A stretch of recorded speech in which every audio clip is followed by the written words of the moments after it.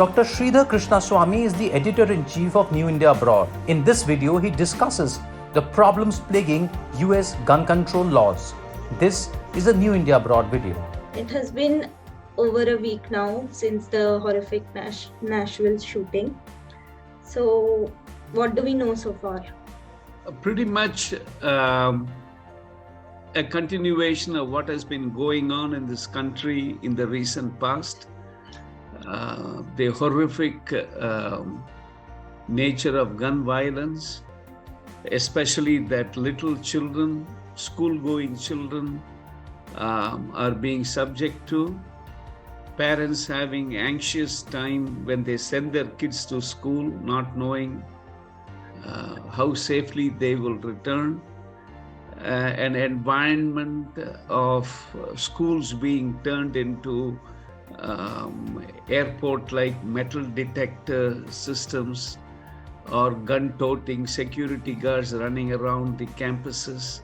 It hardly is conducive for an academic environment, but sadly that's what it is. And in the context of Nashville, it has been about 9 days since the horror unveiled that one morning when a lone shooter went through that school, a Christian school, and gunned down 6 people, 3 of whom were 9-year-old kids.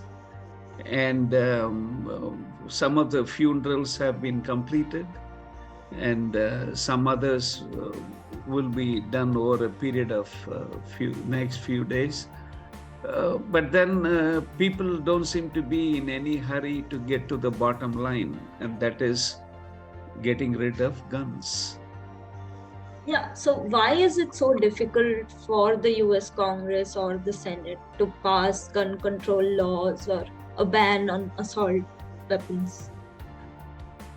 It is very difficult because people immediately jump on to the question of rights, the rights that are being given to you in a First Amendment, Second Amendment, without even reading the entire amendments properly. What is it do these amendments say? Somehow, you see, it's so depressing that that you are able to control somebody going into a liquor store below the age of 21 and buying a beer or whiskey or whatever it is, or even going into any store buying a pack of cigarettes before you're 21, but still somebody can walk away with a gun when you are 14 years old under the garb of wanting it for hunting purposes. Hunting animals is one thing, but most of these people who buy these high caliber guns, apparently some of the weapons that are easily available can unload close to 80 to 85 clips in 1 minute. See, and these are readily available. And then there are gun shows where there are even fewer restrictions on who can buy what. And then there are private sales. Like, for example, you go sell a weapon to your next door neighbor. That doesn't come into the books. And so, your heart is in the right place, but you're unable to do. For example, Joe Biden, when this Nashville shooting took place, said he was sick. Yeah, he's not the only one. Anybody in the world, you're sitting in India and you are sick to your stomach, just listening and hearing this. A 9-year-old, a 7-year-old, elementary school, middle school, people are gunned down. And for what? We don't even know. And then this debate starts. Can you do something? It's a political question. The Democrats and the Republicans in this country have to sit at the table and look at it in a dispassionate way, something they are yet to, after all these horrific events unfolding in front of them. government these days is talking, writing about something that they call the gun lobby. So what exactly is the gun lobby, and just how influential is it, politically speaking? See, we are all, when you talk of America and lobbies, one of the most powerful lobbies, political lobbies, is the National Rifle Association. Okay, National Rifle Association.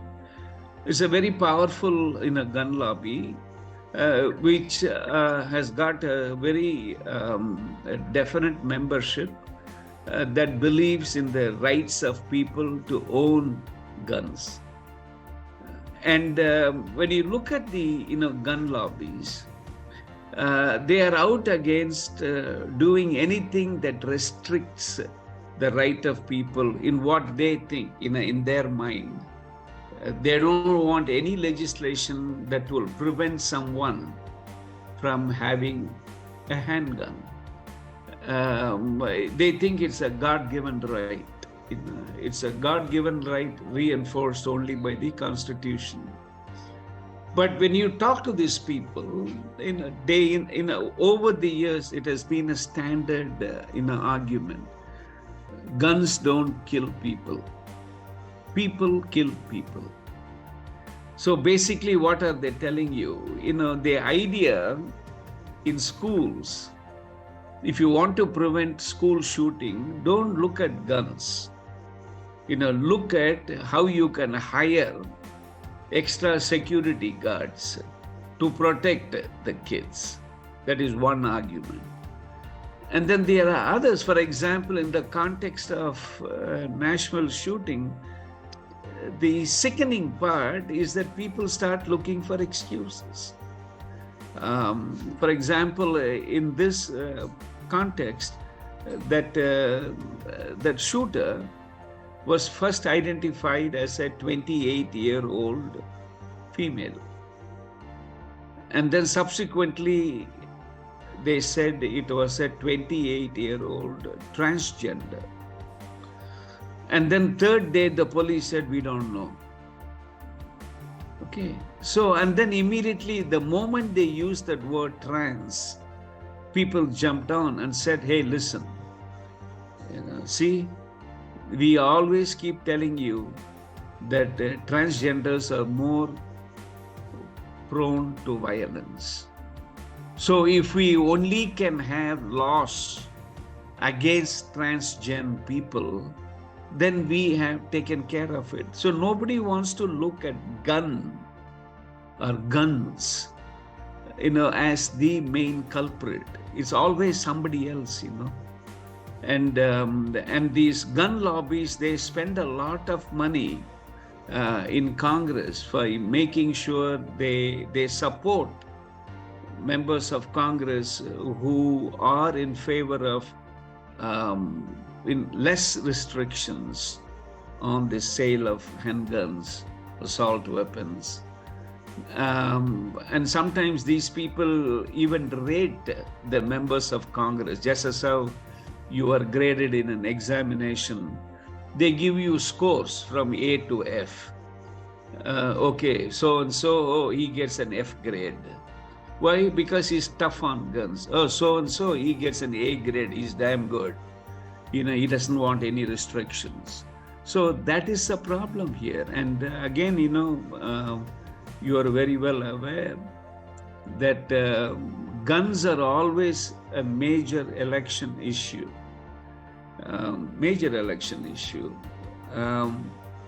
But the trouble is, legislatively, nobody is willing to stick their neck out because they know what the trouble is.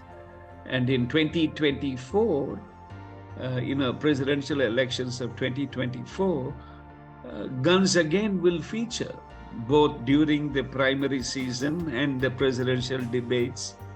But that's all it will be. We will be hearing a lot of talk, but I doubt whether we will have any substantive thing for anyone to celebrate that maybe we are seeing the light at the end of the tunnel.